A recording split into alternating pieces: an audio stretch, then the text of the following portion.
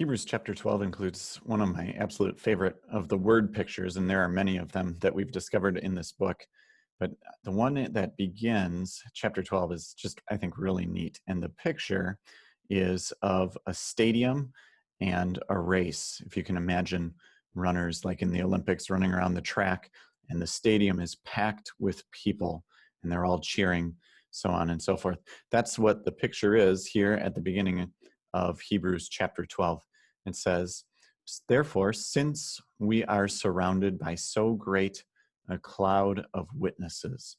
That's referring back to Hebrews chapter 11 and all of the heroes of faith who have gone before us. And of course, not just those included in Hebrews 11, but all Christians of all time, the whole Christian church. We have so many witnesses, this great cloud of witnesses, this great cloud of people who have gone before us, who have run this race, and who are now in the mind's eye going to be cheering us on from the stands as we also get to run that race.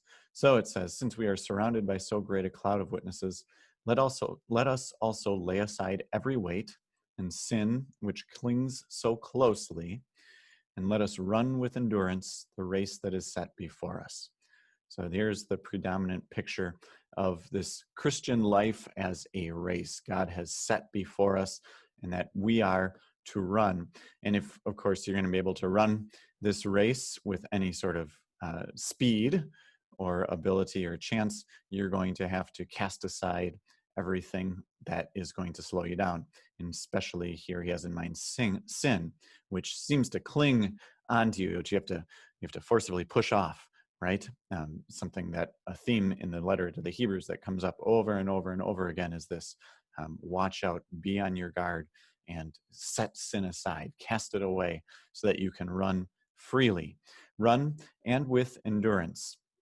Of course, that word tells us a lot about our Christian lives. There's a lot of endurance. We've already seen in chapter 11 that we are not running by sight, but by faith. So we don't always see the fulfillment of all of the promises God has made for us here on this earth. It calls for endurance, just to keep going one day after another, to keep going, to keep trudging along this path, knowing all along the way that there's this great cloud of witnesses who are there, who are cheering us on, who are encouraging us, who are saying, look, we've run this race and you are going to make it too. So keep going. Run with endurance the race that is set before us. God, in his own good purposes, has set a path before each one of us that he knows is just right for us. Along the way, where are we to keep our attention focused? Well, like a runner running the race, you don't look down, you look ahead, you look to the goal, you look to the end, you look to the finish line. We look to Jesus, the founder and perfecter of our faith. Of course, even more word pictures there that we could talk about. But we, as we run this race, we keep our eyes fixed on Jesus. And he himself had a race that was set before him, and it was not, the finish line for him was not such a great thing. It was the cross, right? It was only by going through, I suppose it's not the finish line, but by going through the cross and despising its shame, finally he reached his ultimate goal and is seated at the right hand of the throne of God. God exalted him after his suffering and his death on our behalf. So we have this great cloud of witnesses surrounding us. We are running the race. We have our eyes fixed on Jesus so that we don't stumble or fall along the way.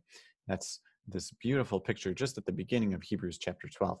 Now there's a lot more in Hebrews chapter 12 and some other very interesting pictures that as you read through the chapter, you should take some time to consider and unpack.